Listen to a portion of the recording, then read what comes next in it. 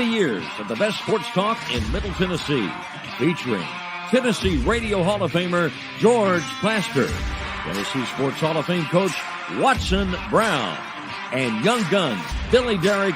And now, here's your host, George Plaster.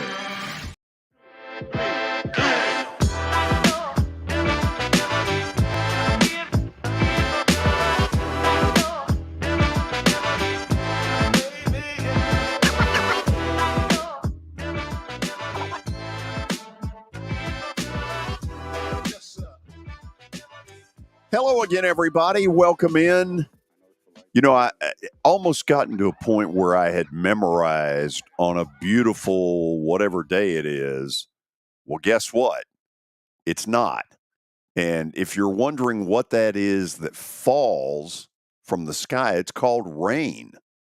We haven't had any in so long that we've almost forgotten what it looks like. But I, for one, am happy. We need some rain. So for the next hour or so, if you're watching live, man, keep it going. Get the rain headed our way. It is football season. It's now deep into the heart of football season. And with that in mind, we begin each show with Terry McCormick's Daily Titans Update. And this update brought to you by Lori Burnett Leland. She wants to be your mortgage lady. And through the folks at USA Mortgage, that absolutely can happen. So dial her up, 615-969-4350. Terry McCormick, Main Street Media, joining us on the show. Terry, what is the big news from Titans Central? Well, George, today the Titans went inside to practice because of the rain, and they had, I think it was 7 or 8 guys that were not out there on the practice field today. Some of them just getting a rest day, but some pretty notable names: DeAndre Hopkins, Derrick Henry, Traylon Burks, Danico Autry, Tier Tart, Peter Skoronski, Elijah Molden. I think that may be everybody. So that's a pretty significant list of guys unable to go today. If I were going to pick one and single out him and say I'm concerned, I'll actually take 2. Tier Tart hasn't been doing much the last couple of days on that knee. And then Traylon Burks had a big wrap on his leg Wednesday, and he was limited in practice and then not out there today during the open part. The injury report hasn't come out yet, George, but certainly a couple of things worth monitoring as they head into tomorrow's practice when they'll have to make their declarations on guys. Terry, is it either too early or unfair to say that the attempt to keep injuries down, this team has been devastated for 2 years with way more injuries than most teams, and so they made that a little bit of an off-season priority? It doesn't feel like it's working. Well, it just seems like guys are nicked up and have a lot of things that have been little problem areas, and cost them a game here and a practice there, and those sorts of things. They've been fortunate in some respects that they haven't lost anybody that's really vital. They haven't lost anybody that's really vital in terms of a season-ending injury, but it certainly does seem like they've got their share and more of these guys who are not at 100% and nicked up and have to miss practice and games from time to time. So in that regard, George, I would agree with you. Terry, what we saw Monday night out of Cincinnati was a Joe Burrow who is basically, in my opinion, shouldn't be playing, but that's neither here nor there. He gutted it out Monday night, limited mobility at best, kind of a Gerber's baby food offense, even though they did throw the ball, and a pass rush, and that's where Tier Tart comes in. That's how you put a stranglehold right now on Cincinnati. Going back to 2 years ago in the playoffs, Terry, this is fill in the blank, when the Titans sacked the Bengals quarterback 9 times. 9 times, Mrs. Bueller. So that's a big one. Oh, absolutely it is. And the thing is, what the Bengals and Burrow are trying to do until he can get completely healthy with over that calf injury, they're keeping him in the pocket. He's not moving around, not being mobile as much because he can't. But they're having their receivers run shorter routes, and they're doing more of this quick game, dump off game, that sort of thing. And that makes it hard to get the sacks when the ball's coming out in 2.2, 2.3 seconds, whatever it may be.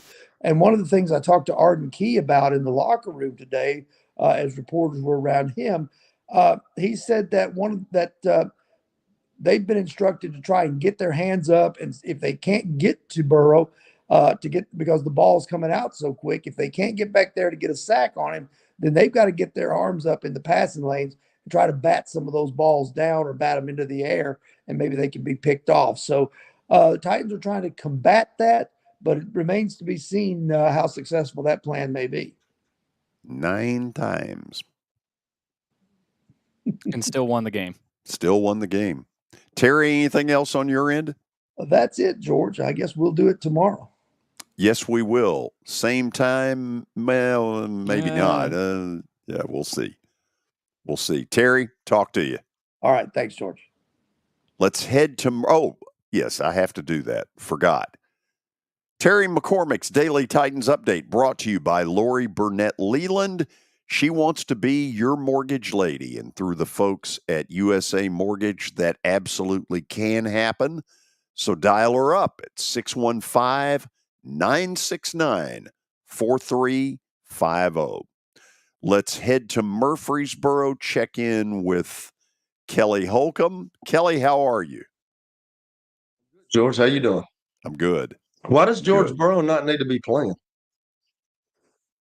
I just think they're running a huge risk on him. Well, what they did, it's interesting, not to barge in here, but Jamar Chase ended up saying that, they built their offense around him, that at least that night. Jamar Chase said, just give me the ball. Just give me the ball. I'm going to win this game. I don't know if y'all saw that. But I saw that earlier this morning. So I think a lot of it was, they've got the receivers. If they didn't have the receivers, you gave Burrow the Titans receivers, they might have sat him out.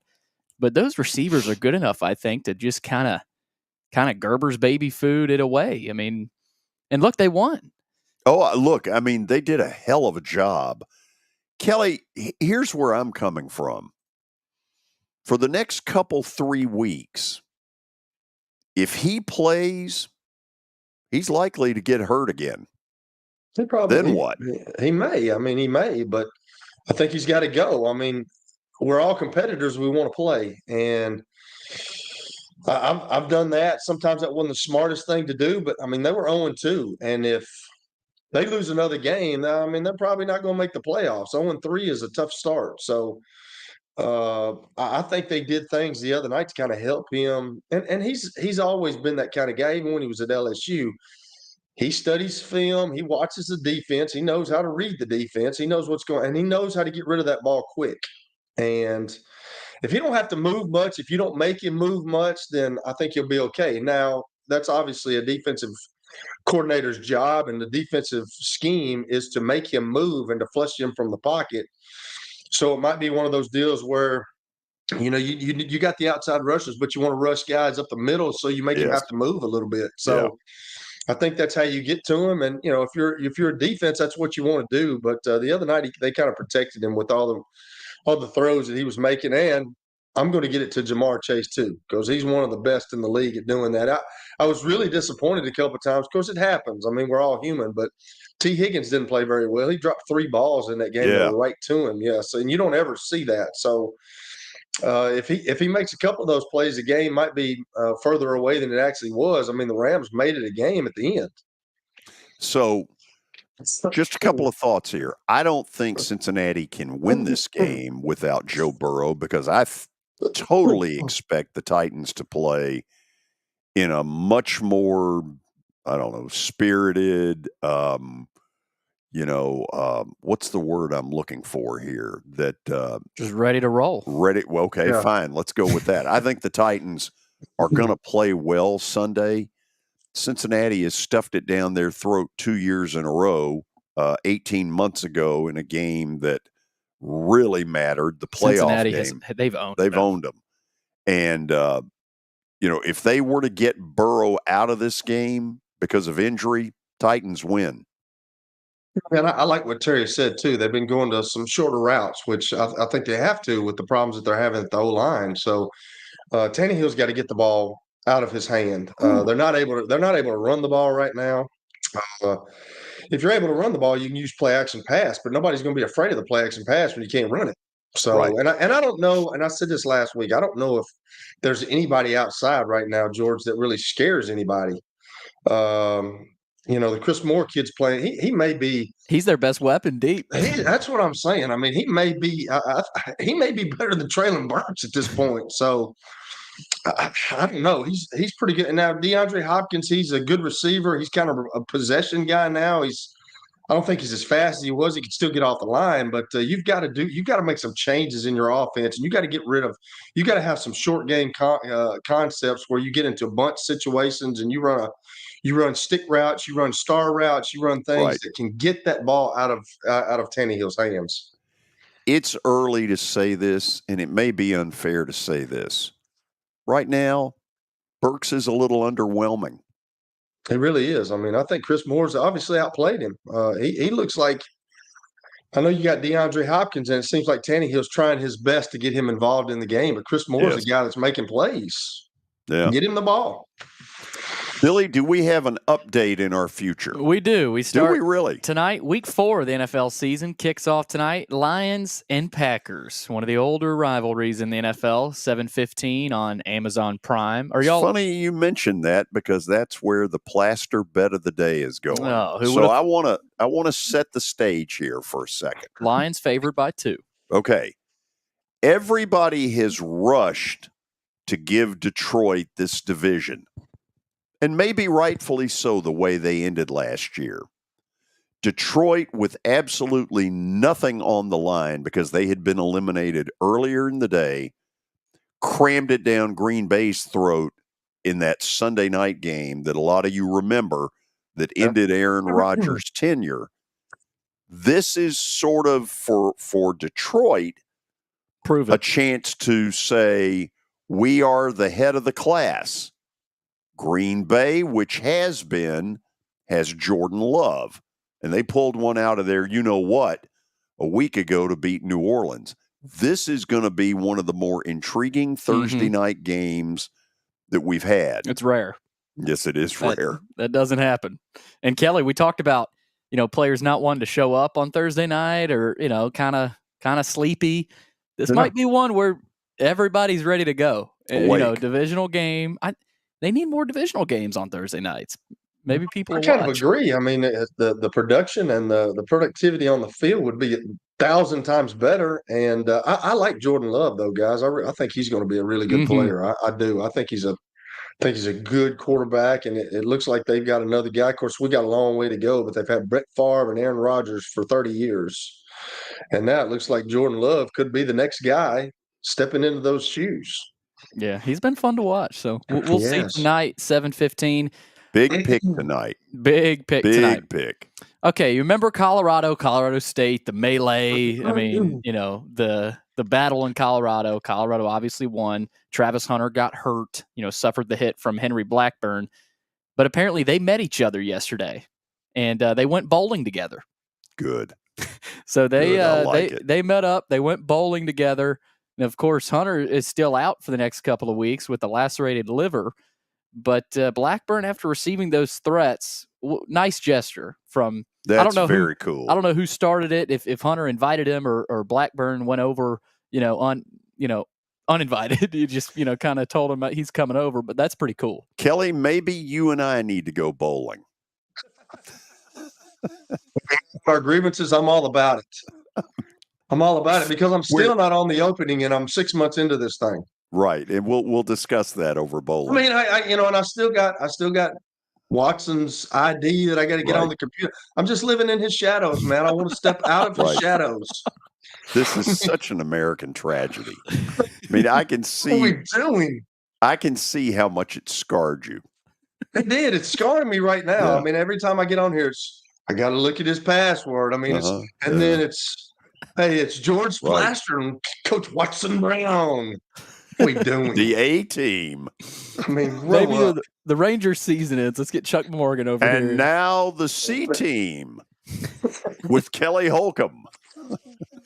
All right. Last night, the Braves got the win, and they secured the number 1 seed in the playoffs in the National League. Mm-hmm. But how about Mr. Ronald Acuna Jr.? Made history, 40 home runs and 70 stolen bases. He created a new club. By himself. That doesn't happen very often. The 40-70 club. That's What a crazy. stud he is. Unbelievable. I mean, I didn't get to watch, but I saw that steal, his last steal, and I don't know what's more impressive, his athleticism on the base pass or his power. George, I asked Danny yesterday, who's going to win the National League MVP? I don't know, because there are 4 that truly have had MVP years, 2 on both teams. Ronald Acuna, Matt Olson's got, I don't know, like 54 homers and 130 RBIs. He should be up in the running too. And he'll finish no better than 3rd. Mookie Betts, Freddie Freeman on the Dodgers. I mean, truthfully, this is a wimp-out answer. I'd be cool if they divided it among the 4, because they've all 4 had MVP years. 4 co-champs. Yeah, I mean, I've never seen a year quite like this when it comes to that particular award. Yeah, Danny. Because you got 4 that are right at the head of the class. Yeah, Danny talked about that. He said, I mean, it's rare to have this many players playing at this high of a level. George, want to get to this. Have y'all have heard of support animals, right? You know, it's support. Oh, I know about this. So I can't get over this. A Phillies fan and his emotional support alligator, Wally, were denied entry into last night's game against the Pirates. The fan, identified by the Philadelphia Inquirer as Joey Henney, arrived at Citizens Bank Park walking Wally, his alligator, on a leash, claiming the nearly 5-foot alligator as his service animal. So, what's the guy's name? Joey. So if I walked in with a snake and said, well, this is my support reptile, how would old Joey feel? I've seen a picture of this alligator. Yeah. Whew, almost 5 feet. I mean, that's the craziest thing I've ever heard. Like, what are you doing? How is that your support animal? I don't know. Yeah, I think maybe Stranger it might have things. been a nice idea, the whole support thing, but maybe it's gone, shall we say, haywire. They might need to put you in the psychiatric ward for that there, Hoss. Put who? No, Joey? that guy. Yeah, Joey. Yeah. I mean, you're bringing an alligator and talking like your support animal. Come on, man. Like, things are always a little rougher in Philly. They are. They are. We need to ask Tony about that support alligator next week. See if he knows about that. Kelly, you ready for the Ryder Cup? I am, yeah. Man, I always love watching that. What time? Yeah, what time does that start? Well, probably already started. Yeah, it's already started. 1:35 a.m. Our time, because it's in Italy. In Rome. It got started early this morning. So Scotty Scheffler.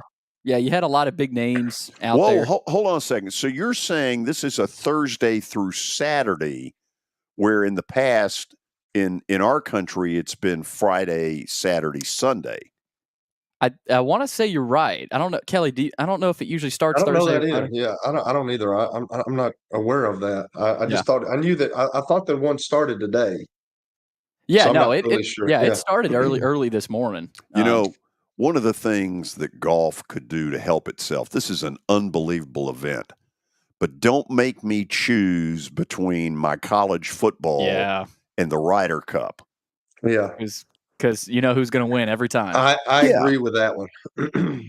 Because Kelly's a good example. Huge golf fan, George. I mean, obviously, you know. I think the Ryder Cup is cool. I would love to go to it once. But yeah, Kelly's a good example. Played in the NFL, you know, wants to sit back and watch football on the weekend, but also loves golf and loves the Ryder Cup. So, you know, it's hard to.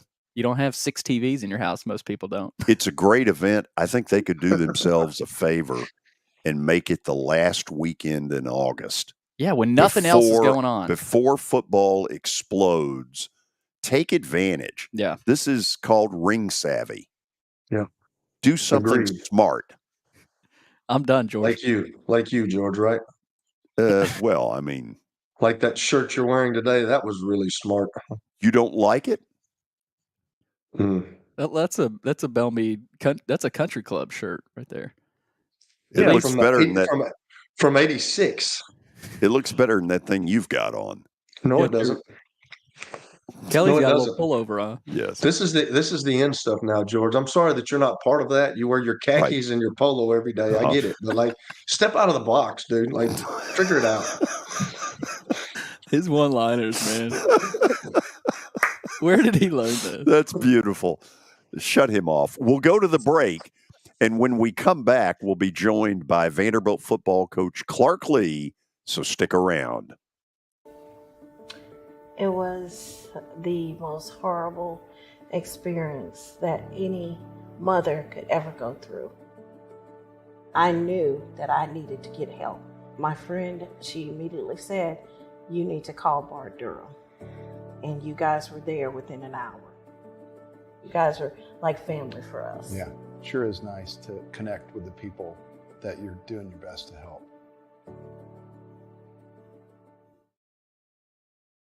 Year number 2 of the Plaster and Friends Celebrity Bowling Night was awesome. And the reason is really simple. I chose Strike and Spare, and they were amazing. They have great food, great bowling, and a staff that is truly ready to go the extra mile to help you. They have 5 family fun centers in the area to choose from, and for more info, go to strikeandspare.com or call them at 615-824-5685. As the trusted premier custom home builder in Middle Tennessee, Donnelly Timmons has over 20 years of experience in the industry. Whether you're looking to build your dream home or renovate your current home, their team will ensure that every client and every remodel is unique, luxurious, and completed on time within budget. Founders Dustin Timmons and Joey Donnelly have over 25 years of construction experience in the Nashville area. Together, they have completed projects in Forest Hills, Oak Hill, Green Hills, Franklin, and Brentwood. Dustin and Joey believe that communication is the most important aspect of all construction projects. Therefore, they personally manage each project themselves and are involved in job site activities on a daily basis. Their commitment to quality and integrity has earned them an outstanding reputation among their clients. Contact them to set an appointment for a free consultation or to view some of their completed projects. Give them a call at 615-456-7983 or log on to DonnellyTimmons.com. I'm Watson Brown. I'm Kelly Holcomb. I'm Billy Derrick. We're the George Plaster Show. We've been Nashville's best sports talk for the last 30 years. And you know what? We still are. Catch us live weekdays from 2 to 4 p.m. Central Time in Nashville on YouTube, Twitter, and Facebook. Also, the podcast version is available on Spotify and Apple Podcasts. Looking for more than just awards and trophies? Southern Trophy House is your one-stop solution. For over 60 years, their team has created lasting impressions with a personalized touch. From embroidery to screen-printed apparel to corporate awards, signs, and name badges, they have everything you need to keep your brand shining bright. With their knowledgeable customer service team, you can relax as they create, produce, pack, and ship merchandise and awards on time and on budget. That includes etched crystal awards, custom-cut acrylic, name badges, embroidered Richardson ball caps, banners, screen-printed T-shirts, laser-engraved Yeti cups, and knives. Recognize your hard-working team from Southern Trophy House, where they do their best to help you recognize your best. Located at 2705 Nolensville Pike in Nashville, give them a holler, 615-256-7295. Visit southerntrophy.com. Southern Trophy House, for all your personalization and recognition needs.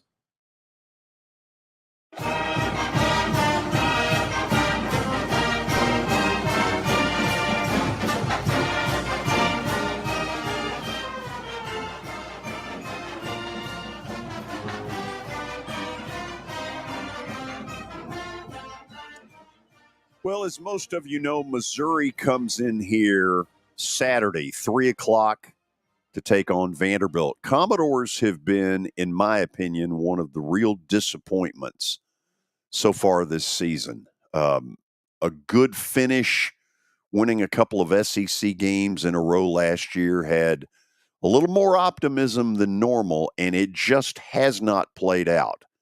Against Kentucky, the score looks better than what the game really turned out to be. Vandy just simply was not very competitive. And that's sort of where Billy Derrick and Clark Lee start today's interview. Tough loss, first SEC game of the season here at home. Obviously, the turnovers were an issue again. And we saw AJ Swan get hurt, and obviously we'll see about his status. But I mean, what did you see in terms of the turnovers, Coach? What anything different and how they happened, or is it more of the same story?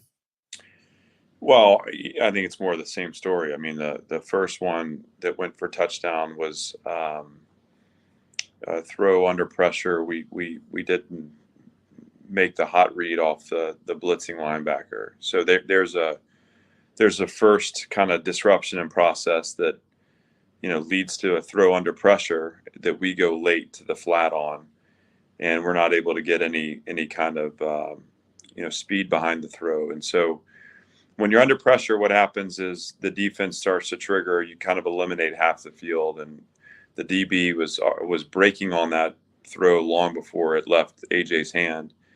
And so it was no surprise that he was able to jump on it and return it. And that, is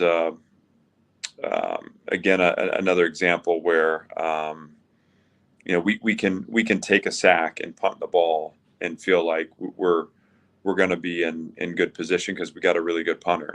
That's part of our formula to win is flip the field and play good defense there. The second one was a forced throw into coverage that, again, is just it's a careless decision.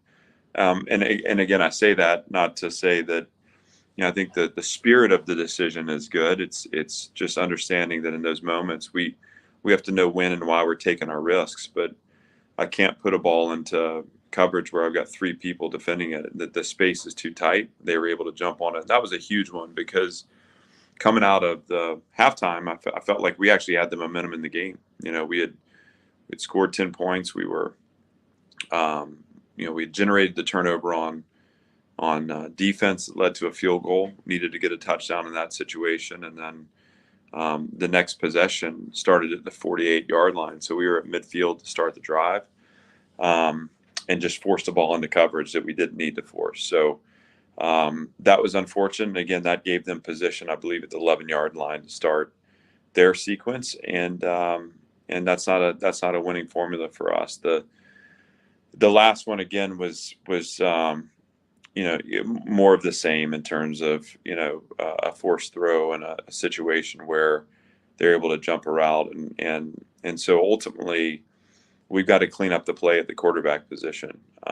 This has shown up since game one for us. This isn't new. I think as we're playing against better and better opponents, you pay for those mistakes, and that's what we're seeing. I think over the course of the last three games, we've had 9 turnovers, and certainly my job as head coach is to problem solve that. Some of that's fundamental technical. Some of that's being able to kill plays at the line of scrimmage, on the reverse if we don't like the look. But some of that has to go through the player on the field, which means we have to streamline the information we're giving him, make sure he's processing it the way we want him to process it, and playing within his instincts while staying within the structure of our offense. Those are things that, we're obviously actively working on and know that, we can't expect results until we clean up performance in that respect. It's the burden of the quarterback position. Every snap, the offensive performance is channeled through you. The other 10 guys on the field need you to be excellent at your job if they're going to be excellent at theirs. And so I've got a little more clarity coming out of the game where that focus needs to be. We're going to focus on that, and obviously part of that is getting AJ healthy, and we're going to make sure he's healthy the next time he's out on the field. How's AJ feeling, Coach? I saw he re-aggravated the elbow late in the game, and obviously if he's not able to go, how do you assess that plan at quarterback heading into another SEC game at home?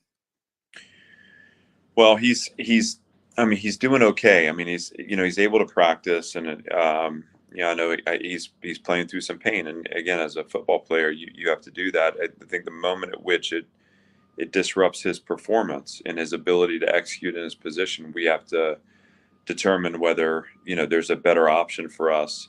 And with a guy like Ken Seals, as your number 2, we have a guy that's got a lot of game experience, that is such a great leader for us, and a guy that that we don't hesitate to rely upon.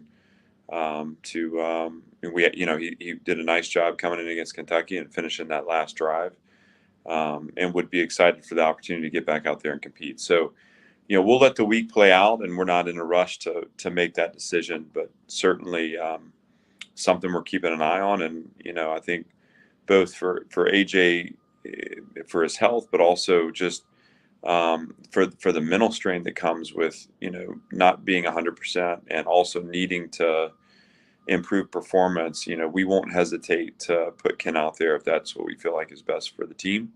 We're just going to take the time to make that decision. Coach, I thought defensively, played with swagger and confidence at times, and 21 points off turnovers for Kentucky, that sort of inhibits the final score a little bit, but overall, I mean, the defense looked better. How do you carry that over offensively, right? Obviously that's the challenge, and that's that's the goal, but is that part of the plan? I mean, try to make that offense look like the defense with some inspired play, some confidence and some swagger, and start to play some clean football. Yeah, and I think, Billy, what you're speaking to is really the identity of the program. We don't coach the phases of the game differently. I mean, we want all 3 to be locked into playing Vanderbilt football. And probably the most disappointing thing coming out of the game, I mean, I've got a sophomore quarterback who's started 11 games, who's 19 years old, who's learning through his mistakes. We believe in him. We believe in his ability level. And there's obviously there's been flashes of brilliance there as well. So, you can play through turnovers and come out of the game and feel good about the direction you're headed in. I think what was most disappointing to me watching our offense play was just the seemingly lack of connection that I saw on the field. And we've talked about this internally since Sunday, really, but certainly in our team meeting Monday, that what I want to see when I put the film on is 11 guys that are fighting for each other every snap, independent of the circumstances of the play. I thought our defense really modeled that on Saturday and played with fight and grit and, like you said, swagger up until the final snap they took. Offensively, I felt, and I feel this way in general, that a little bit our performance is dictated by the play on the field, and so we have to get to the point where we dictate the energy, that the performance is emergent from us, and we're pulling it out and applying it. And I didn't see enough guys on the field making the choice, making the team choice, making the competitive choice, down in, down out. Because even when it's 14-0, 21-0, you're still one score away from creeping back in the game. And again, I saw a defense and special teams units playing with that mindset. And for whatever reason, we were absent that mindset on the offense side of the ball, which means we weren't playing to our identity. And if we get anything corrected, moving forward, let it be that. Let it be that we're a team that when you watch us play, you're seeing every unit, every phase, 11 guys fighting their absolute hardest for their teammates and for the program. And we have to get back to that offensively, and it's in there. It's in our guys. It's just we have to be able to pull it out and access it in those moments. And really, we have to train it to a point where it's automated in those moments. That was my biggest disappointment coming out of the game. And as you say, there's plenty of energy within the program. There's no excuse for us to not make those choices on game day. Coach, I want to give some love to Matt Hayball. He's a guy that has been tremendous in his career so far at Vanderbilt, and we saw what he could do on Saturday. Would a first step be offensively to sort of point to Hayball and say, hey, if you're pressured, if you feel like, a turnover might be coming, we've got Hayball. If it's third down, we can go to him to where, he's there. We can flip the field. Is that sort of a starting point to where obviously no team wants to look forward to punting the ball, but with Hayball's ability to flip the field, is that a decent starting point at least to maybe prevent some of these turnovers? Absolutely. I mean, that's we're we talk a lot about winning in the margins, and certainly when you look at the turnover margins, that's a part of that. But interceptions for touchdowns are not part of the margins that we're trying to win in. That we're talking about average starting field position, the ability to pin the opponent into what we call the knockout zone or coming out for their offense, to capitalize on the pressure you apply when you put the ball into tough spaces for tough people. And Matt Hayball can do that for us, and that's where it's like, hey, it's all right to take a sack, it's all right to throw the ball away, because we do have a weapon in our punter. He's actually converted some first downs for us too, running the ball. So, I just feel like it's so much of it is what we talk about, what we preach every day, and the messaging is all important, but it's the doing and it's the accountability too in the moment that we need to refine here. And I think you do that through obviously learning through experience, and experience can be painful. But if we can't do it, then we have to find a different formula, because ultimately this team can't achieve what we think it's capable of achieving. When we're turning the ball over at the rate we're turning it over. Coach, real quick, close it out with Missouri. Obviously a similar team to Kentucky with an explosive offense. But you mentioned earlier this week, it all goes through number 3, Luther Burden. So what kind of challenges does he present, and what's the plan of attack here? Because you got another good SEC team coming into Nashville. Yeah, I think when you talk about Missouri, honestly, I would start by talking about their defense. I think their defense plays really hard. They're talented. They don't give you a lot of time and space, and their front's really disruptive. They pressure, they press, they do a lot of things that make it a challenge to operate. I think particularly for where we are, we're going to need to come out and play in sync and play with an attitude on our offensive side. A year ago, we got into what was kind of a grinded out bloodbath with Missouri that ended with us having possession on a 2-minute drive there in the fourth quarter on a 4th and 1. And so we can have a similar kind of game where it's competitive and tough. But offensively, we're going to have to obviously have learned really quickly, learn the lessons we need to learn from the last 3 games, and apply those lessons to take care of the ball and to establish a run game, and to take the space when they give you the space, right? That'll be important. Missouri's offense is really built around a stretch running scheme. This has been a signature of Coach Drinkowitz ever since I've faced off against him when he was an offensive coordinator too. And so they run it really well. They try to get you running horizontally so they can create vertical puncture. That sets up play action, and it sets up opportunities for shots to Burden. And this is a really skilled player, and they have other receivers too that are good. It's just you notice him as different, and they get him the ball in the run game. They get him the ball with screen throws, and they get him the ball vertically down the field. I think Coach does a nice job of creating, putting him in multiple positions and motion and shifting to create matchups or to create space or to create indecision defensively, so that they can open up opportunity for him to thrive. So, defensively for us, we have to defend the run. We have to force them to go the long, hard way.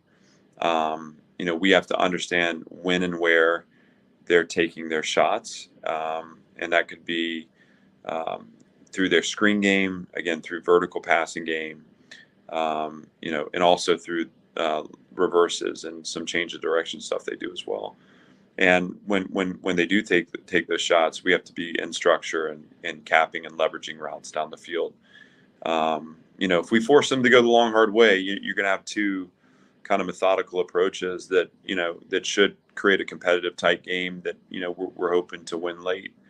If we're not able to force them into being methodical offensively, if we allow for the explosives, then, it puts a lot of pressure on our offense, and that's not something we need to do right now. We need all three phases supporting each other. That's our plan of attack. This is a good team that we're playing against for sure. But we're also excited for that challenge. So we'll look forward to Saturday and be excited to get out on the field and compete against Missouri. Got another SEC team coming to town, this time at 3 o'clock kickoff between Vanderbilt and Missouri. Coach, thanks for taking the time. Great to be with you, Billy. Okay, after the break, we're going to get into where they are right now, because in my mind, they're at a crossroads. The first 5 games, nobody's very happy. Nobody's impressed with much of anything about this team other than a couple of wide receivers and a punter. So what do they do from here? We will talk about all that next. Forget the fact that Sir Speedy Music City is owned by my BGA classmate James Warren. Their work stands on its own merit. James and his staff do incredible work, as evidenced by the huge banners at the Plaster and Friends Celebrity Bowling Night. If you're looking for quality to help your marketing and business communications, and you want it at a reasonable price, these are your folks. Call them at 615-832-9511 or go to print at sirspeedymusiccity.com. And be sure to tell them Plaz sent you.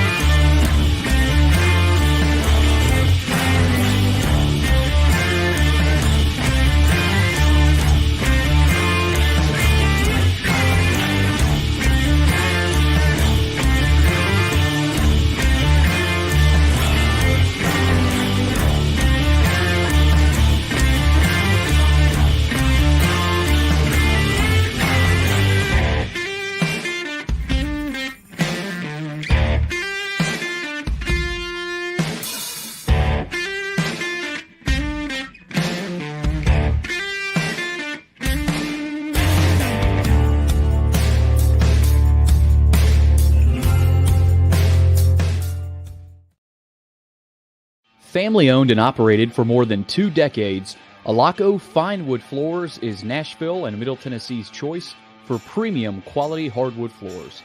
Since 1995, Jimmy Alaco and his army of employees have embodied the approach of taking pride in one's craft and providing superior customer service, growing from a one-man shop to a team of 23 professionals who share the founder's passion for quality craftsmanship and customer satisfaction. If you are interested in contacting them, you can find their headquarters at 2505 Winford Avenue in Berry Hill, or give them a call at 615-356-0303. Again, that's 615-356-0303, or log on to alacofinewoodfloors.com. Alaco Fine Wood Floors, serving Middle Tennessee's hardwood flooring needs since 1995. You can't see the sights without the sounds. From the crack of the bat to the roar of the crowd and everything in between, discover what Hit City has to offer. Spend your nights cheering on the Nashville Sounds at First Horizon Park with giveaways, fireworks shows, theme weekends, and more. Single game tickets are on sale now. Visit NashvilleSounds.com to claim your seat today. For over 35 years, Wilson Bank & Trust has been committed to providing customized banking solutions to help individuals, families, and businesses in Tennessee achieve their goals. As your full-service community bank, we are proud to offer loans with competitive rates, local decision-making, and fast, friendly service from our experienced lenders. No matter where you are on your financial journey, Wilson Bank & Trust is ready to help you take the next step. Visit your nearest Wilson Bank & Trust office or online at wilsonbank.com to get started today. Member FDIC, Equal Housing Lender.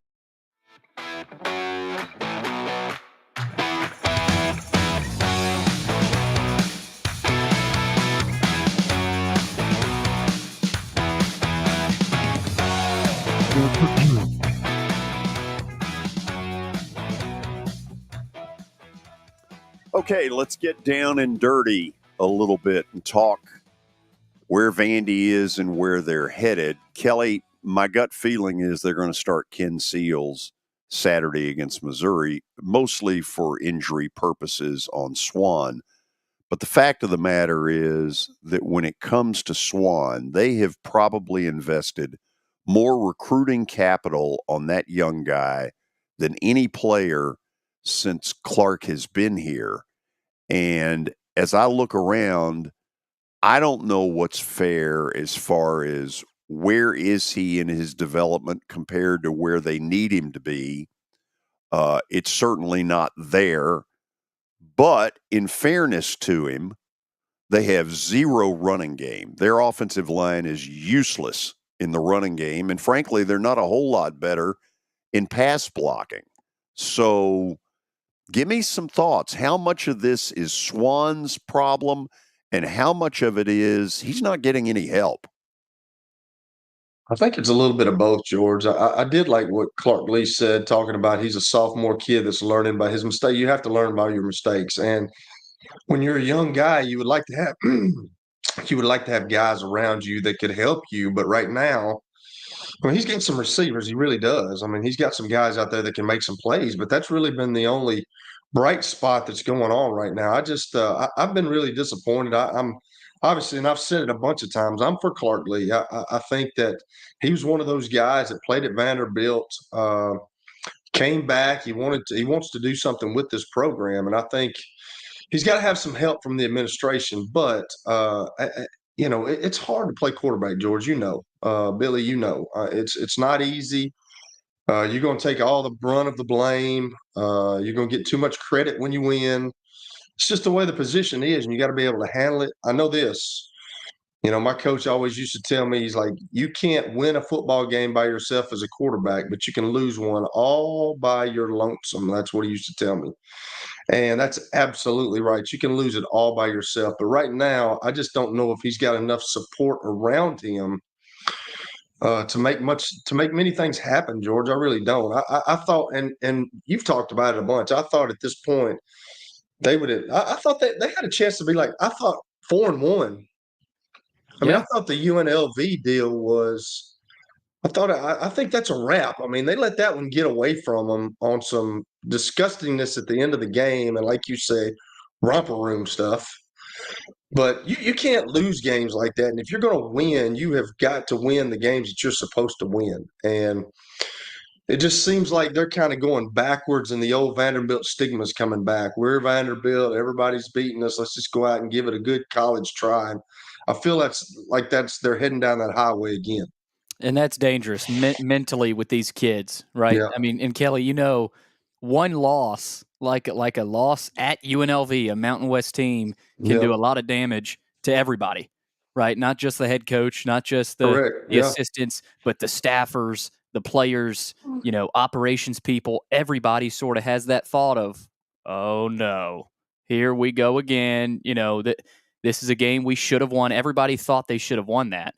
So now, you get an SEC play and a little bit of that. They've got 4 ranked games coming up. I know we're going to look at that, but I mean, you start to look ahead a little bit. Now we got SEC play, right? So I just think mentally, and same old Vandy, right? SOV, we talk about that all the time. I agree 100% with that, Kelly. I think that is back. And they've got it. That's I think the biggest thing they've got to get rid of. Obviously, taking care of the football, but get that stigma out of the locker room. I'm not saying it is, and I'm not, that's more of a fan thing. But I think that can eke into the locker room too, to where these players are sitting there saying, listen, there's no doubt a coach can do everything it he seeps can into a locker room to try to do that. But these kids, they're 18 to 22, Kelly, and I mean, it probably happened to you, probably happened in the NFL. I mean, you're not oblivious to what people are saying about your program. No. What's concerning is the fact that it hasn't been a little bit of a slide.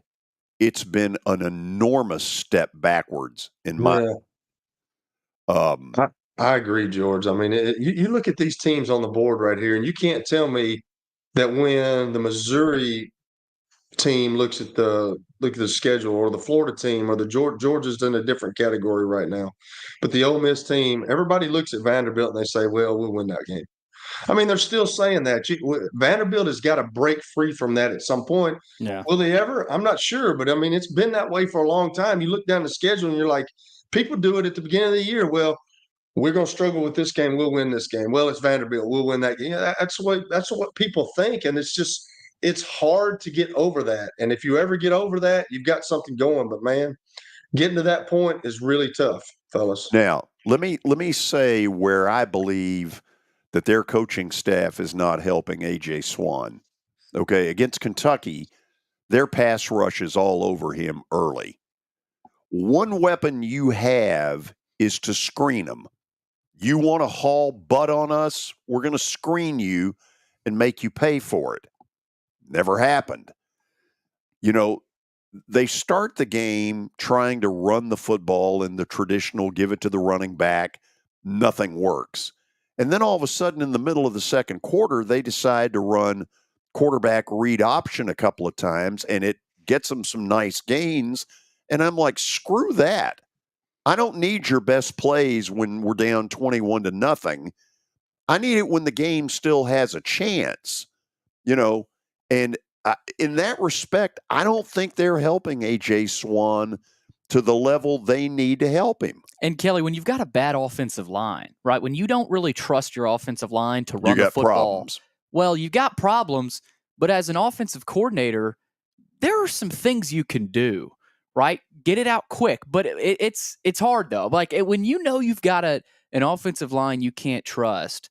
I know you've never been an OC. Well, I guess in high school you have, but but what do you do as an OC there? I mean, it's very frustrating. I'm going to tell you, man. There was a game that we played when I first started, and we played Franklin, and they were really good, and we lost our starting quarterback, and we couldn't throw the ball. We couldn't pass the ball. It's very humiliating when you're sitting up there and there's nothing you can do. Yeah. Everybody blames you. Absolutely. There's nothing you can do. But I don't have the players that match up with the team that we're playing. We just lost our starting quarterback. It's very frustrating. It's very humiliating. It's very you just sit there and you're like, there's nothing I can do. I mean, what do you want me to do? There's nothing I can call that's working. I mean, I got into a few games like that in high school. Just think about being in college where you get to that point. And when I came into middle, it took me a week to win the starting job. But here's one thing that's different. Of course, I was in the FCS, what they call now. I was the FCS player, but I had a really good football team that needed a quarterback. I had a good offensive line. I had a good tight end. I had Joe Campbell and Walter Dunson. Y'all remember Joe Campbell, but you probably don't, Billy, but I know Joe does, or George does. I'm George. I know you. That's how irrelevant you are sometimes, George. Wow. Okay. Good comeback. But I had Joe Campbell. I had guys around me. I had guys that could block. And when you are a young quarterback in the Southeastern Conference, and you feel like you have no help and you can't turn around to the back to take some pressure off you, that's not easy, fellas. I'm going to tell you that's just like it's horrible. It's a horrible feeling. I can remember feeling like that playing sometimes. Like, why are we can't even run the ball. We can't run the ball and we can't block. So what am I supposed to do with this? And the defense looks at you and they don't load the box. They rush 3 and 4. And if they're getting to you, they're saying, run the ball on us all day. It's kind of what's happening with the Titans right now. Like, they have nobody outside that scares you. So if you really want to, you can load the box and you can go man to man outside, and you're going to make some plays. Yeah, you're going to make some plays, but at the end of the day, like, you're going to have to beat us throwing the football. We're not going to let Derrick Henry run the football. We're not going to do it. And you don't scare us outside. It's a bad place to be, man. It's awful. Wow, we morphed from Vandy to the Titans, both of whom they've got similar issues. Both of whom need to improve in the offensive line. We'll go to the break. We'll have stat of the day, and then apparently Pogue will return to question Kelly and the gated community concept.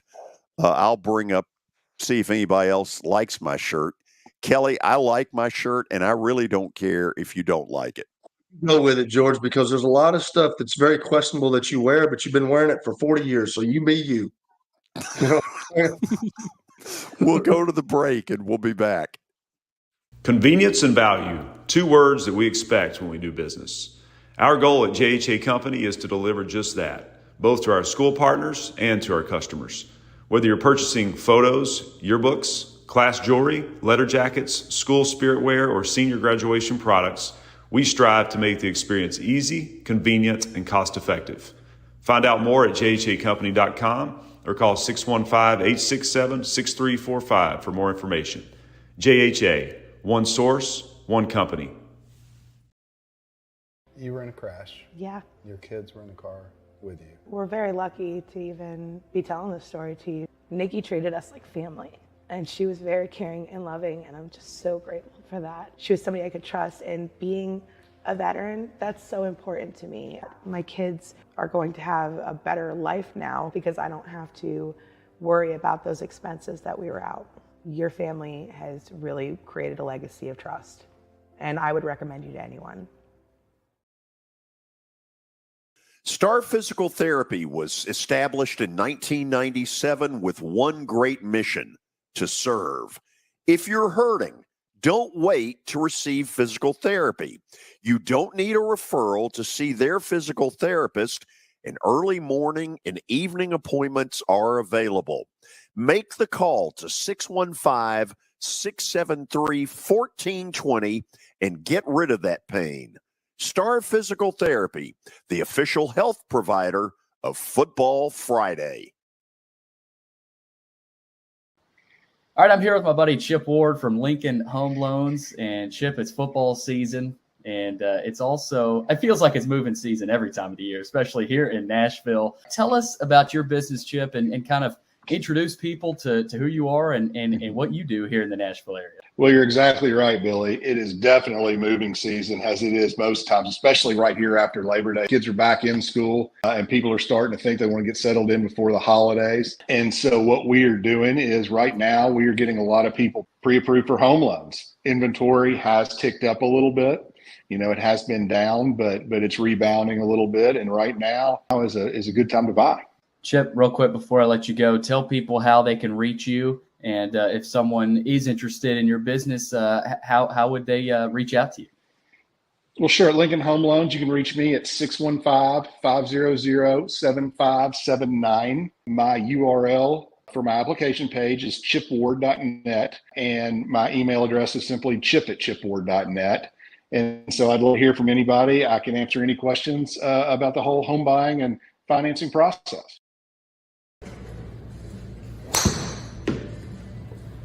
So who said I can't be a golfer? Well, you know what? This is X Golf, located just down the road from the Fordyce Center in Bellevue. This is fun. It'll improve your golf game, and you need to stop in and check it out. 8138 Sawyer Brown Road, and who knows, I may get to 200 before it's all over.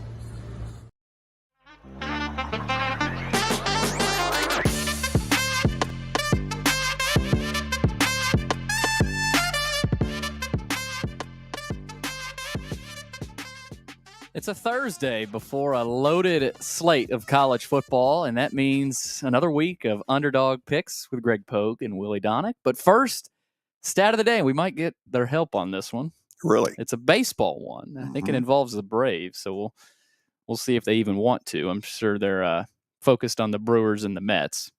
Maybe more so on the Brewers, but we'll see. Stat of the day brought to you by John English Antique Sports and Cards. Give them a call. 931-492-4304. You can find them out in Shelbyville. All right.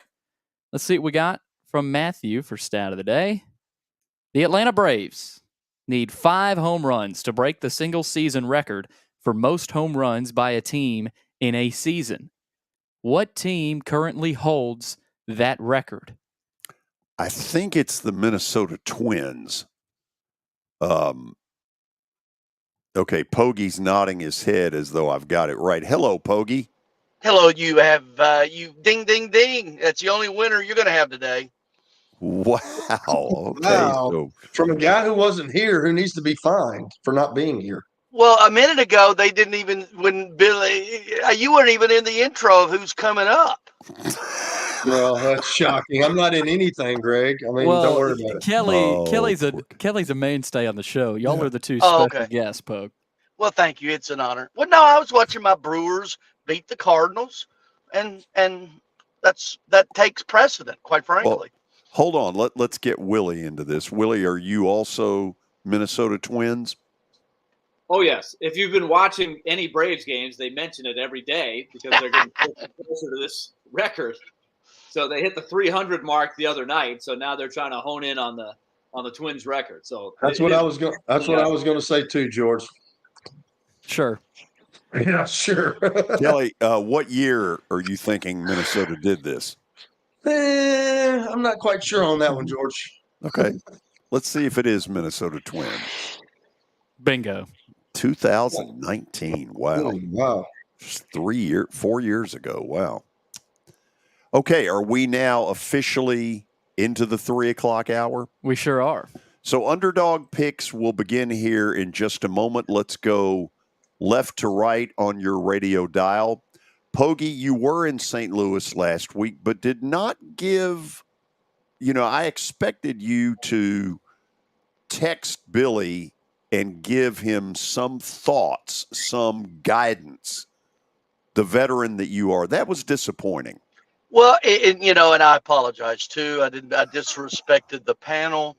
Yes, I you was. did. I had been to the FanDuel Sportsbook at the Casino Queen right there in the Illinois Riverbank and put money on both the Brewers games and had won both of those. My team's now clinched, and so it just in my euphoria, I forgot, and I'm sorry. So you had your own agenda, is what you're saying. You didn't worry about the group. You damn straight. Wow. You're feeling pretty good about your brew crew, aren't you? Yes, I have a quiet confidence, and for me, that's rare. Casino Queen near St. Louis, is that a gated community? Then I'm going to tell you what, it's the only way I will ever go to a Cardinals game again. And George, and I had no idea, and our buddy Mike Schmitty and I went up. You stayed on the Illinois side. There's the Casino Queen. You have a FanDuel Sportsbook in there and everything. But the main thing is the shuttle. If you stay in that, and it was only like $79, they'll give you a wristband. And you get on the shuttle, and they drop you off right at the stadium. And then they pick you up at the exact same pot and bring you back. There's a lot of people who park there who want to get on the shuttle, but if you're staying there, you have preference.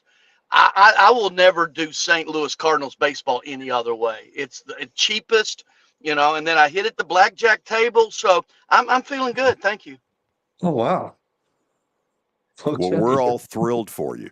Yeah, I was, going to be a grandfather for the first time this year. My Brewers are going to win the World Series. Today, I bet I got them at plus 2,100 at $50. So if they win the World Series, I win $1,100. So yeah, we'll move on. Don't hold your breath. Willy. Yes. We welcome you back. What's the possibility of maybe between now and next week a light bulb? I thought I had this worry. This is what I did last week, and I felt like it was better lighting last week. It's just we got problems here. What do you think's causing it? It's just very dim. It's kind of dim outside.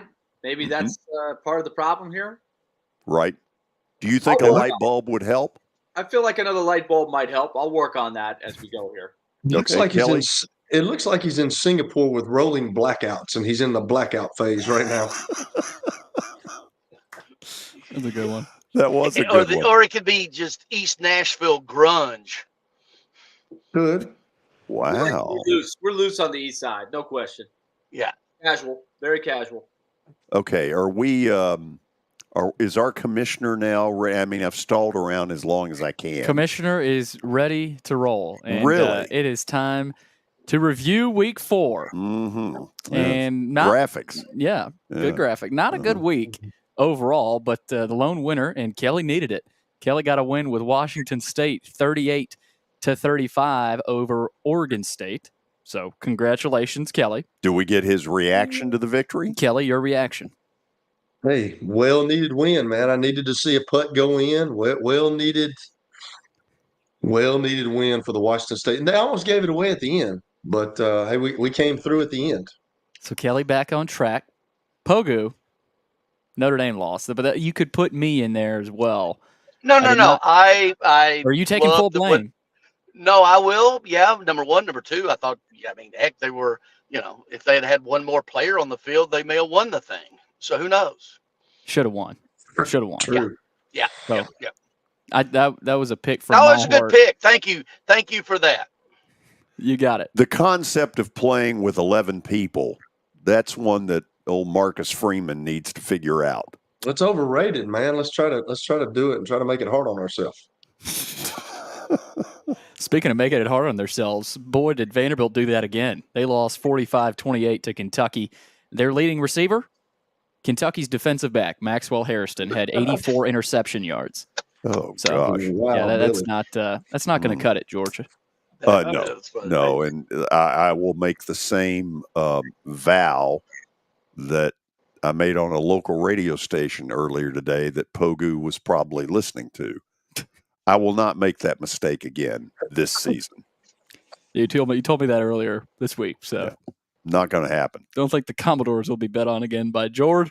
Why does Pogue keep going in and out? Well, on us? The viewers can't see him, so that's okay. Yeah, but I can. Well, that doesn't matter. I'd like to be able to see him. Well, we'll see if we can see him when we show him again. Okay. But lastly here, Willy Daunic, tough one here. Low scoring, ugly game. UCLA lost 14-7 to Utah. I turned that one on, and I think it was 7-7 or some low scoring, ridiculous number late in the game. But Willy, they were down brutal. 14-0, and I really thought that they were going to get shut out. I thought UCLA had no chance of scoring. They were lucky to get 7. They could not protect the quarterback at all. So that one really wasn't close. Utah is pretty good. Utah's a good team. And Utah likes playing like this. UCLA's more wine and cheese. Utah is more ground and pound. Yeah, and skull. Okay. All right, so that's the review. Mm-hmm. Let's check out the standings. Yeah. Willy Daunic atop the leaderboard still. Pretty wide margin, 2-2 record with 14 points. Kelly Holcomb has retaken second place, though. So he hops over you, George. He leads you by a half point, 3.5 points, but y'all have the same record. Mm-hmm. And, I can see that. Yeah, and Greg Pogue is in last at 0-4 and 0 points. Pogue, you got to get back on track this week. What are you telling your troops? Well, first off, I'm telling my wife and my son not to call me. Apparently, when they call me while I'm on the air with you, I get knocked off. So that's okay. We got you back. Okay. Have you thought about letting them pick for you? That was a good one. Oh, Mr. 1 and 3 over there. Yes. Fix that cricket. No, I acknowledge that I'm the only one of the group that's not gotten one right. Yes, but I don't know how many trophies you handing out the last week of September. That's a good point. It's early. It's early. Thank you. A lot of football left. I didn't know that whoever was leading the end of September won the contest. Nice, Pogue. Good line. Well played, my friend. Well played. Checkmate. Here's the point, Pogue. Yes, sir. when they play everybody's anthem, you won't be on that platform today. Really? So Hey, where is that platform, George, and who sponsors it? We need to get a sponsor. That's a good point. Why don't you work on that for next week? Yeah, the plaster platform. So do we have an order of picking this week? I mean, I think Pogue in particular really wants to know. Yes, we've got an order. Mhm. And leading off will be Willy Daunic. So Willy Daunic will lead us off. Secondly, You just said that. thanks, George. Secondly, Kelly Holcomb. Third, Greg Pogue. Fourth, George. Okay, so there's a lot of bitterness. Big week. They're all big weeks. But Pogue, I think, rightfully said, Bigger week. we do not award the trophy in September. But once again, if the season stopped today, if they start playing all the anthems, Pogue, you're nowhere to be found. Well, the pleasure that you're taking in for me being in last place is a little bit over the top, bro. It's kind of like George's shirt, over the top. Willie, how do you feel about? You know what? When he got that when he was a junior at Vanderbilt. I guarantee that shirt's been hanging up in his closet for 18 years. Absolutely. I just bought the shirt 3 weeks ago. Does it still smell like mothballs? Willie, do you like the shirt? The shirt's fine. I definitely think that's one of your newer shirts, no question. We can pick out some of the other ones that pop up every now and then. We'll keep an ay out for that. Hey, what's the date over and under for that red sweater to come out? Well, the one I've been on them for is the BGA, board of trustees or whatever. Pull over. Likes to wear. Oh yeah. It was a couple of months ago. It was here. It showed up. Our show tomorrow, by the way, is at BGA. So, Willie, you can take to the bank. I'm going to wear it. Okay. Very nice. Did you clean that mustard spot up? No. We'll go to the break, and then we'll have this week's picks coming up. Stay tuned. The George Plaster Show is Nashville's best sports talk, 2 to 4 p.m. Monday through Friday on Twitter, Facebook, and YouTube. There's a podcast version available on Spotify and Apple Podcast. It was the most horrible experience that any mother could ever go through. I knew that I needed to get help. My friend, she immediately said, you need to call Bart Durham. And you guys were there within an hour. You guys are like family for us. Yeah, sure is nice to connect with the people that you're doing your best to help. Year number 2 of the Plaster and Friends Celebrity Bowling Night was awesome. And the reason is really simple. I chose Strike and Spare, and they were amazing. They have great food, great bowling, and a staff that is truly ready to go the extra mile to help you. They have 5 family fun centers in the area to choose from, and for more info, go to strikeandspare.com or call them at 615-824-5685. As the trusted premier custom home builder in Middle Tennessee, Donley Timmons has over 20 years of experience in the industry. Whether you're looking to build your dream home or renovate your current home, their team will ensure that every client and every remodel is unique, luxurious, and completed on time within budget. Founders Dustin Timmons and Joey Donley have over 25 years of construction experience in the Nashville area. Together, they have completed projects in Forest Hills, Oak Hill, Green Hills, Franklin, and Brentwood. Dustin and Joey believe that communication is the most important aspect of all construction projects. Therefore, they personally manage each project themselves and are involved in job site activities on a daily basis. Their commitment to quality and integrity has earned them an outstanding reputation among their clients. Contact them to set an appointment for a free consultation or to view some of their completed projects. Give them a call at 615-456-7983 or log on to DonleyTimmons.com. Looking for more than just awards and trophies? Southern Trophy House is your one-stop solution. For over 60 years, their team has created lasting impressions with a personalized touch. From embroidery to screen-printed apparel to corporate awards, signs, and name badges, they have everything you need to keep your brand shining bright. With their knowledgeable customer service team, you can relax as they create, produce, pack, and ship merchandise and awards on time and on budget. That includes etched crystal awards, custom-cut acrylic, name badges, embroidered Richardson ball caps, banners, screen-printed T-shirts, laser-engraved Yeti cups, and knives. Recognize your hard-working team from Southern Trophy House, where they do their best to help you recognize your best. Located at 2705 Nolensville Pike in Nashville, give them a holler, 615-256-7295. Visit southerntrophy.com. Southern Trophy House, for all your personalization and recognition needs.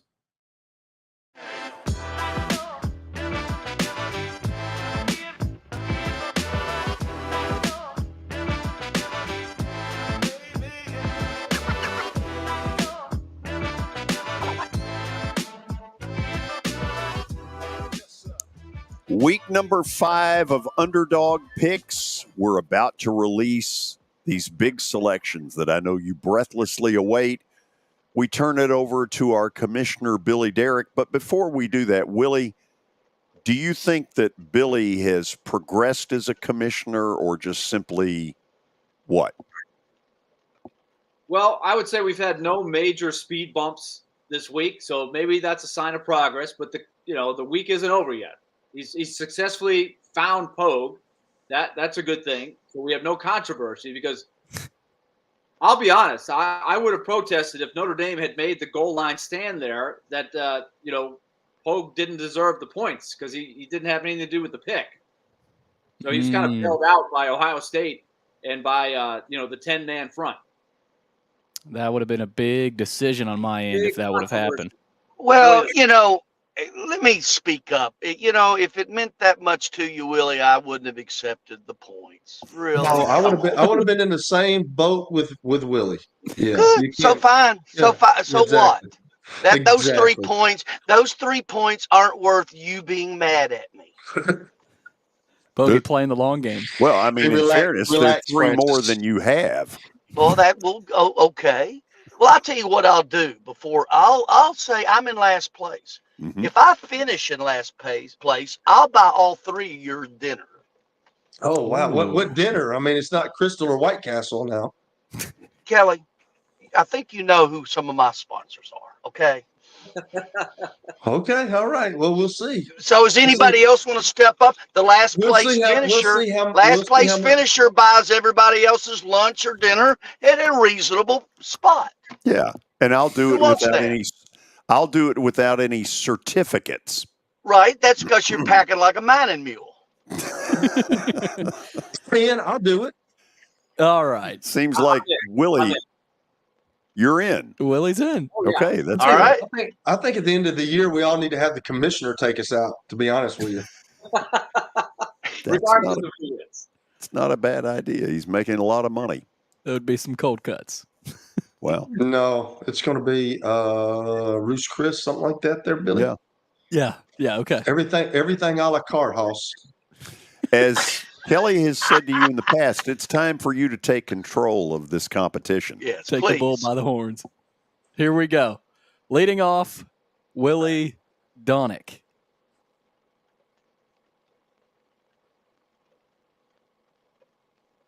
Did we get the music or no? Are we meeting the Mets or are we just, assuming that they're out there somewhere?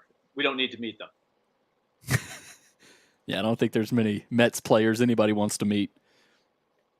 Are we getting any music, Billy? Like, what are we doing here? Oh, did y'all not hear that? No, we're not in it. We're no. Oh man, I thought it played. George, here we go again. A big administrative error. So is this a correctable error? You know, Obviously- I think it is. I think it is. Because Well, I'll be good. honest, I heard it. Oh, yeah, because you're sitting there right next to him. So it was in my earphones. I don't have one of those. Okay. Well, okay, you're going to have to assume that he stepped right up to meet the Mets. Willie, do you have a pick? I do have a pick.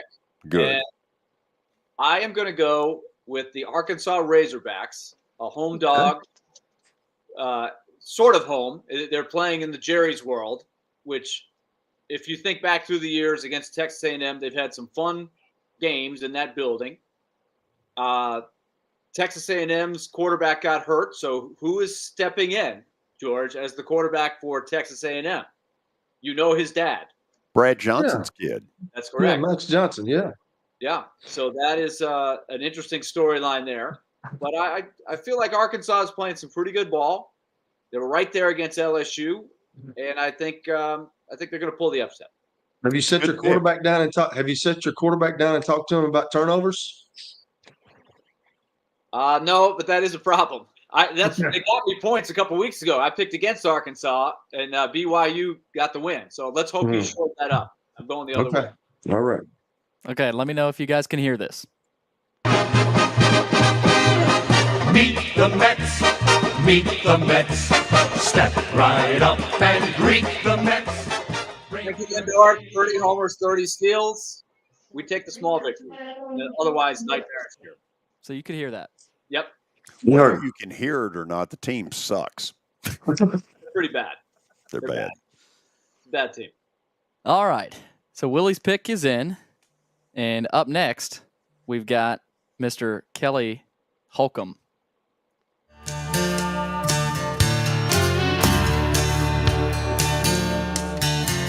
That hot old summer sun make you beg for your next breath. So you best be on the creek bank late in the shade. Yeah. Nice, Billy. That's awesome. That's a lot better. That's a lot Suddenly better. I you're- like it. Your favored nation. What do we got, Kelly? You ain't giving me nothing country sounding, George. I mean, Oh, do you want me to? Yeah. No, I like that he moved on from the Hank Jr. Country Boy fake stuff he had been doing. Well, this is That's actually still Hank that's Jr. That's still Hank Jr. Pogue. You know, Understand. Yeah. And not an aficionado of that. Okay, Is this so part of the gated community? No, controversy? actually, no. I'm glad he changed the song. I love Hank Jr. Okay, so I am going to go with my original pick that we had on the show today at noon, but Chase took it from me. So I'm going to say that Syracuse beats Clemson. Ooh. Not the big orange, the Syracuse orange. Yeah. Plus 6.5 at home against Clemson. So Kelly rolling with the Home dog. orange. So that was the same pick earlier today, right? No, I had to go with another one because Chase took it from me. Oh, you little punk. okay? My bad, Chase. Totally Yeah. wasn't paying attention there. All right, Q's plus 6.5. Couple of 6.5s so far to start. Up next, Greg Pogue.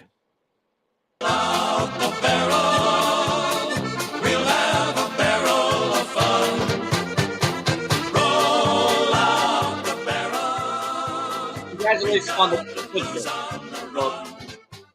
Well, it's that coming from the largest payroll in Major League Baseball history to the smallest market in Major League Baseball. Thank you. Yep. So- We took the GM, so we know what you guys are doing right. Yeah. By the way, the Arkansas pick I liked a lot, and the Syracuse pick I liked a lot. Good pick. But Duke is playing its biggest home game ever. It's the first time it has ever played a national Saturday night TV game. Think on ABC. Think of that. They're getting, what is it, 5.5 billion or whatever. Mike Eggle right now, I mean, he's in the coach of the year so far. And what he did last year, what 8, 9 games at Duke and won a bowl game over Central Florida. I don't, you know why? I don't know if I believe it or not, but I'm sure the hell going to pull for them. Give me Duke. What is it? 5.5? 5.5. Yeah. Good pick, Pogue. So Duke at home, college game days there, big game for the Blue Devils. So Pogue riding. I think it's the first time college game day's ever been to Duke too, right? Yeah, I think so. ever. They've never. This is their biggest football moment ever, quite frankly. And Notre Dame limping after that loss last week. So. Well, I figure, Duke can figure out how to play against a 10-man defense. So just saying. Got a lot of math whizzes over there, too. Yeah. And apparently that happened to Notre Dame early in the season against TSU. Pogue, did you see that one? Oh, I was right on top of it, man. No. Well, apparently I didn't. No. Nobody knew, but apparently that had already happened. So Notre Dame's got a signal now to signal that. So, all right. They get that from like the what? Vatican? Hold on. What? They got a signal. What? Hey, get in there. What's the signal?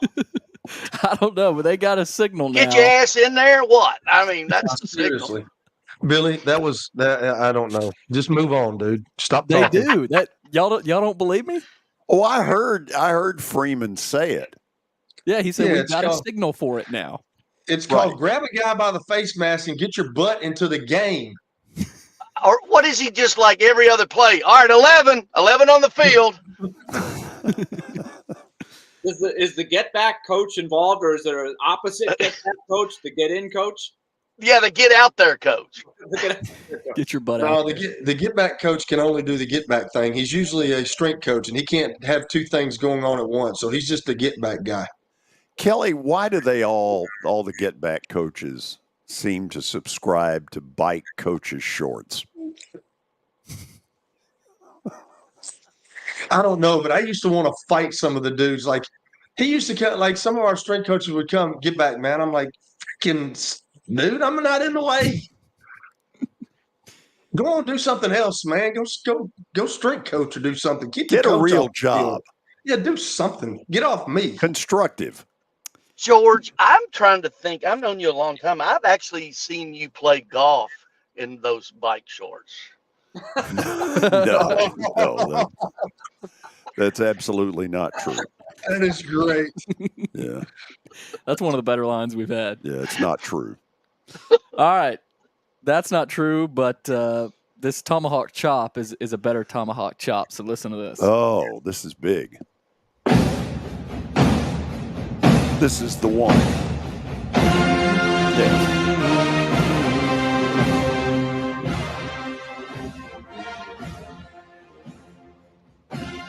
Yeah, you were the first one, Willie, that he played was the one they play at the home.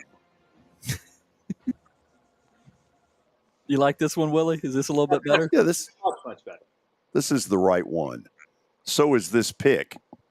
MTSU tonight to take down Pogue's Hilltoppers. Ooh. How about it? That's like a 1 point game, George. Not No, much it meat isn't. on the It's bone. 7. Oh, it's 7? I thought Middle's it was a 1 7-point dog.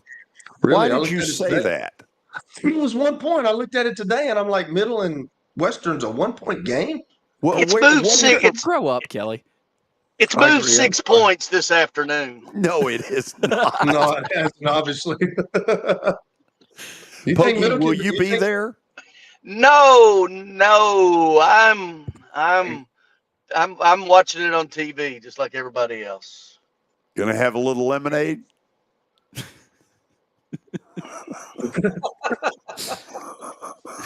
Go ahead and answer that, Bogey. Checkmate. Sure. That was good, George. Sure. Why not? Why not? Just for you, You've been George. thinking about that one. Oh no, but it just hit me that would be a good line. Pogey's got to hit the road right now so he can get back, so he can get home by 11. Wow, Pogue's taking on some water He's here. taking some water. This I might be a don't good know. time I for don't you. even know what that means. I don't know what that You're living in the means. middle of nowhere. I know Oh, you live in Washington County, but you live in the middle of nowhere. I'll tell you what I do live, and you're going to think this is. I live 37 miles from Hartsville, Tennessee. What? Where is that? Hartsville. Trousdale County. Trousdale I County. spoke I spoke to the Hartsville Rotary Club today. Oh my gosh, they didn't have anybody else, huh? Well, listen, let me tell you a story. 20 years ago, they had the same guy invited me, Jerry Richmond, who's done 500. Trousdale County's a football school. Oh, big time. And Jerry's a great guy. Well, the Satterfield, Jerry Richmond just called his 500th Trousdale County game, dating back to the early 80s. So he invited me up there like 20 years ago to speak, and I about passed out and died. They had to give me a transfusion and everything, and I barely, and so I had the flu, and I didn't get out of the house for 5 days, out of bed for 3 days, but it started there. So at the end of my little talk today, some guy, because I've been to some football games up there, Murphy Fair thinks it's the best place to watch a game. Sorry about the pit, Kelly, but and some guy asked me at the end of the thing, well, what's your favorite memory about Trousdale County? And I go, not dying here. So. Pogue, that's truly inspirational. Thank you for sharing that. I just wanted to share it with you, George. I mean, you know, I'm a sharing fellow. I'm sure you are. Nice transition to close us out here. Yeah. Do you have review? I mean, would this be a good time for that? This is a great time for it. Yeah, I thought it might be. So Willy Daunic takes Arkansas plus 6.5 against Texas A&M in Jerry's world. They'll be calling them hogs. Oh, yeah. Kelly takes Syracuse plus 6.5 at home against Clemson. They've won that game before, so we'll see if they can get it done. Pogue takes the Duke Blue Devils at home against Notre Dame plus 5.5. That is the primetime Saturday night game. And then George riding with the Blue Raiders tonight plus 7 against Western Kentucky. You know what I think, Willie? I think 3 of the 4 of these are going to win. Just not mine. No, I think yours is going to win. Which one loses? Kelly, I think yours is going to win. I know mine's going to win. That leaves us with? Pogue, I think you're going to get smoked. Well, fine. What? I mean, you know, I don't get, you know, sure, I hadn't got one right yet. So big deal. Get over it. My gosh. Guys, thank you for taking the time to be with us. Willie, we'll see you soon. Go Mets. Let's go Mets. FS1 still not a sister station to your... Not related. I think you need to check on that. I think they are. Distant cousins. Yes. Twice removed. Pogue. Yes, sir. Thank you for being with us. Well, I appreciate it. And again, apologize for, you know, didn't mean it at all. No disrespect meant to the panel and to Billy. Thank you. Yeah, I appreciate that. That means a lot, Pogue. It really does. And I, you know, I almost mean it. No, Wow. There's no mean in that. No. I thought you did for a second. We'll see both of you next Thursday. See you guys. Okay. So when we come back, Kelly, not only are we going to have, I had a little struggle there with the throat. Not only will we have the plaster bet of the day, but a couple of things in football that I don't like. Okay. I like it. We'll see if you like them. A little teaser. Nice. Yeah. Here's my buddy Sam Moran to tell you about a basketball event that's coming just around the corner that you need to attend. Thank you, George. Stars Basketball Club will be having our nightly fundraising dinner on Tuesday, October 3rd at Brentwood Baptist Church. That's at 7777 Concord Road in Brentwood, Tennessee. We look forward to hosting Coach Jimmy Dykes with ESPN and SEC Network basketball college analysts, as well as Miss Betty Wiseman from Belmont University with other college coaches in attendance. You can go and find out more at starsbasketballclub.com. And we look forward to seeing you Tuesday, October 3rd at 5:30 in Brentwood, Tennessee. Order your tickets. I'll be there, and I hope you will be as well. Convenience and value, 2 words that we expect when we do business. Our goal at JHA Company is to deliver just that, both to our school partners and to our customers. Whether you're purchasing photos, yearbooks, class jewelry, letter jackets, school spirit wear, or senior graduation products, we strive to make the experience easy, convenient, and cost-effective. Find out more at jhacompany.com or call 615-867-6345 for more information. JHA, one source, one company. You were in a crash. Yeah. Your kids were in the car with you. We're very lucky to even be telling this story to you. Nikki treated us like family, and she was very caring and loving, and I'm just so grateful for that. She was somebody I could trust, and being a veteran, that's so important to me. My kids are going to have a better life now because I don't have to worry about those expenses that we were out. Your family has really created a legacy of trust, and I would recommend you to anyone.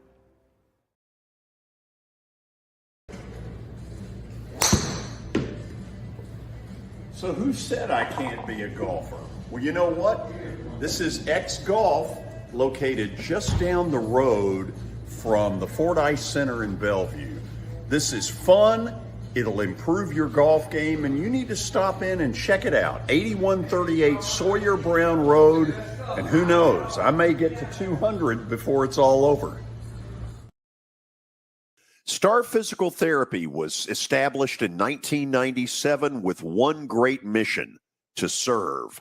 If you're hurting, don't wait to receive physical therapy. You don't need a referral to see their physical therapist, and early morning and evening appointments are available. Make the call to 615-673-1420 and get rid of that pain. Star Physical Therapy, the official health provider of Football Friday.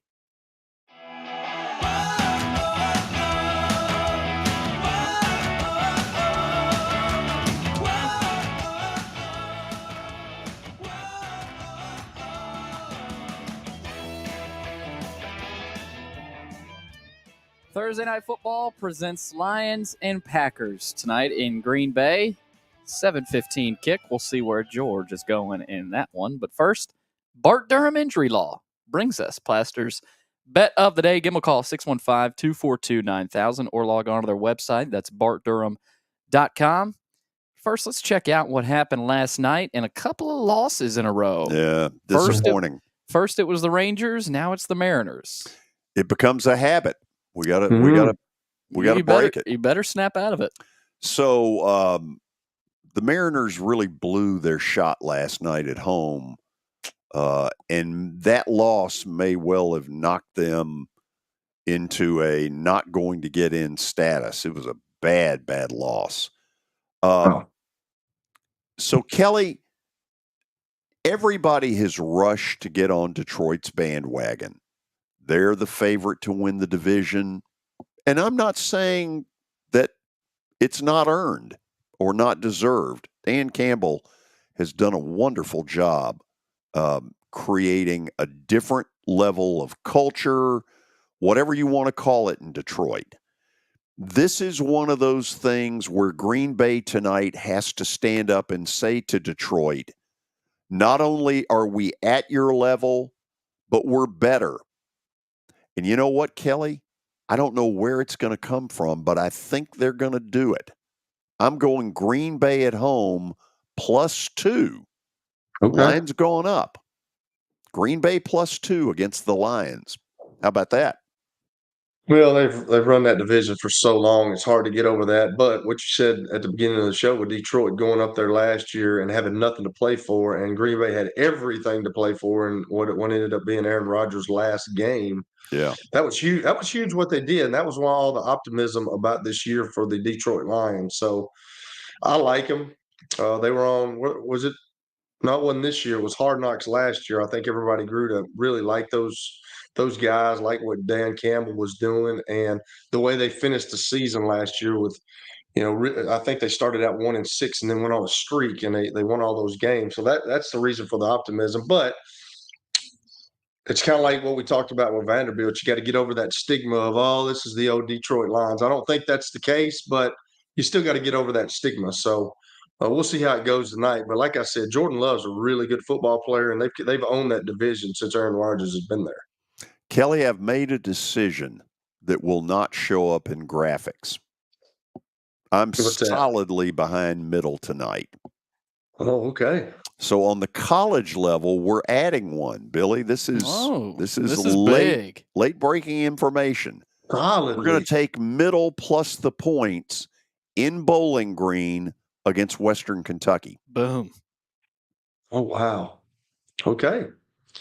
All right. So it is a 7-point game then. It is a 7-point game. Yeah, 7-point line right now. George Western's got a stud at quarterback. Yeah, and they've got an NFL receiver. Yeah, they don't have an NFL defense. No, they don't. No, but I who does? will say this: watching them last week at Troy, they do things defensively that may not be sound, but it presents problems for an offense if you can't block it because they bring guys from all over the place. So if you can't block them and they start hitting your quarterback, you got problems. Do you think Middle can win this game? I do. I mean, I really do. But they've struggled with Western for a while. I mean, Western's kind of, as you like to say in your cliche, Western's been their daddy for a while. Yeah. So you're gonna have to break through that barrier as well. But if they can hold them down, like Western can score points. I mean, Troy's really good defensively. They were really good defensively last year. So they hold people that are used to scoring points. But their defense, like Western's defense, is not sound. It's not great, but they bring a lot of pressure. And if you can't, as they used to tell me, if you can't piss that fire out, they're going to do it all night. And you got to be able to block them. So we'll Middle see. show them who daddy is. Yeah. Okay. We'll see. Got a couple of things that are bugging me in football. Okay. It is time to outlaw this thing that the Eagles have made so, The rugby scrum. I don't understand why this has ever been legalized. Well, I'm kind of with you, man. It's I don't know. You can't stop it though. I mean, the other night, Sirianni, like it was 3rd and 1, and the offensive coordinator calls something else, and he calls a timeout, and he probably said, "Run the quarterback sneak with Jalen Hurt. We get it 100% of the time. You can't stop it." No. I mean, they've got one of the best offensive lines in football, and then you get 3 guys pushing Jalen Hurt. You can't stop it. I mean, and plus that guy squats over 600 pounds, dude. He's always keeping his legs turning. Well, and you can't blame the Eagles. I mean, if it's it's legal, they should take advantage of it. That's I right. just They thought make the a rules. year ago when they first started doing it, I thought that the competition committee would get together and say, look, this is not in the spirit of what we want football to be. We're bagging it, which brings me then to the second one that goes on even more in college football than it does in the pros. And that is you give to a running back and the running back's, moving past the line of scrimmage. And all of a sudden about 4 offensive linemen get behind him and just push him 18 yards. And to me, that's ridiculous. And look, I don't know how the rule is written right now, but the officials need to step in and say, we're not giving you 18 yards because you had 4 big old 300-pound linemen push you. That ought to be out. That's what I think. There's some gray area in that one, though. What if you're what gray area? Tell us, Billy. If say you're in the red zone, you're at the 10-yard line, and the running back picks up 5 or 6 yards, and then the last 3 or 4 is a little push from the O line.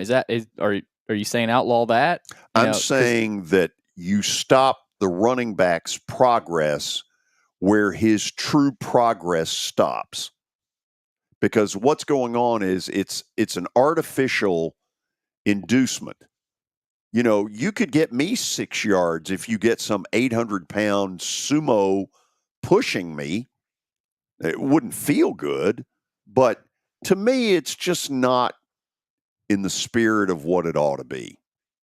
I hate to say this. I don't know about the spirit and all that, but I kind of agree with you, George. I really do. I think that's taking something away from the game, but they made the rules. And you play by the rules, and you literally can't stop what the Philadelphia Eagles do right now. You can't stop it. Like it's just, I don't care how many guys you put up there, you can't stop it. Yeah, I think you need to make a rule that you can only have, when you're doing that, you can't have 3 guys back there.